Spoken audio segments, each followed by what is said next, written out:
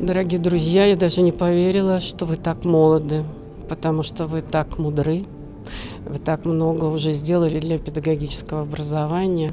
Я давно и хорошо знаю башкирский педагогический. Вот уже третьего ректора, с третьим ректором мы сотрудничаем. Много были в школах Башкортостана, видели, как внимательно относятся все к образованию, к тому, что делают детки. Видели их сидящими в школьных классах, видели ваших замечательных учителей, которые интересуются всем новым. Очень многие преподаватели Башкирского университета педагогического заканчивали либо аспирантуру, либо докторантуру МПГУ, защищали диссертации в нашем университете, поэтому вот в известном смысле слова это московская школа научная, еще и национально окрашенная.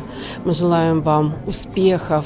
Я хочу вспомнить об одном событии. Однажды мы были в школе, в селе, в Башкирском, и детки в первом или во втором классе рисовали русскую народную сказку «Колобок». Я подошла к одному из столов, а там сидел мальчик, на рисунке был желтый круглый колобок, и на нем была зеленая тюбетейка.